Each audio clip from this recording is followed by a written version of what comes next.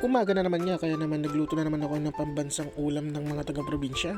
Ang tuyo at ang dinaing na pusit. Alam niyo ba napakasarap nito? Ito yung mga masasarap ulamin tuwing almusal. At spartahan mo pa na to ng itlog. Pero ito, ng mga oras na to is hindi itlog ang inon namin. Itlog na may kamatis. Napakasarap kaya.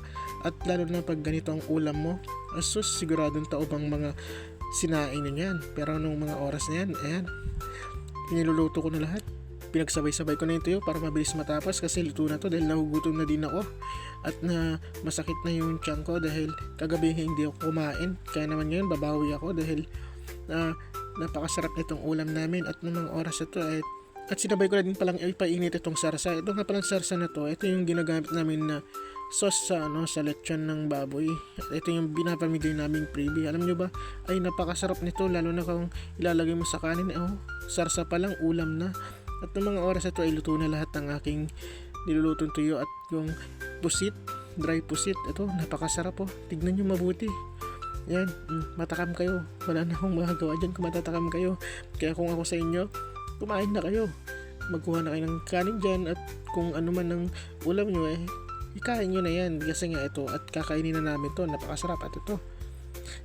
Naghiwa nga pala ako dito ng sibuyas tsaka bawang kasi nga meron tayong lulutuin at ang lulutuin natin ngayon ay sinigang sa pusit. Joke lang. Ito yung sinasabi ko sa inyo na ulam namin, ang kamatis na sarsyado. Yan, takpan muna natin baka langawin. At ito na, luto na. Alam niyo ba na baka bilis maluto? Alam niyo ba kung bakit? Alam niyo ba kung bakit? Kasi nga, ng mga oras na yan, nung niluluto nila yan, wala ako, kaya yan, luto na. At ito, nagsandok na ako ng mga kain at ako'y kakain na. Kasi talagang gutom na ako. Kagabi pa ako hindi kumakain siguro. Kaya ngayon, bawing-bawi ako dito at ito. At habang kumakain nga pala ako, ay meron ako nakita mga bata sa labas na sumasayaw ng Dragon Dance sa Chinese New Year na ngayon. At ito, tignan nyo sila, ang gagaling nila guys. Napakalayo ko dyan, kaya pasensya na kayo sa video, sa quality ng video ko, kaya ganyan. Napakalayo ko, pinapanood ko lang sila sa malayo. Pero sinusum ko na lang itong cellphone. Tignan nyo nang mabuti, napakagaling nila. Ito nga pala ay mga galing sa Chinese school dito sa amin, dito sa Nansing ng Cagayan City, Isabela. At tignan nyo, pati pusa namamangha si Miming halos mapahinto pa. Nakokoryo si Miming kung ano ba yung ginagawa nila. Akala niya kasi huliin siya ng tiger kasi meron silang nakalagay dun meron silang tiger dance kaya tignan nyo si Miming kinakabahan. Patingin-tingin siya, baka ba may bigla siyang sakma rin ng tiger nila. At ito, papakita ko dito kung saan yung tiger nila dito. Yan, malapit na. Hintayin nyo lang. At ito na nga, sumasayo na yung mga dragon dance pala. Sorry, hindi tiger dance. Dragon dance, mukha lang siyang tiger. Pero totoo, dragon dance talaga yan.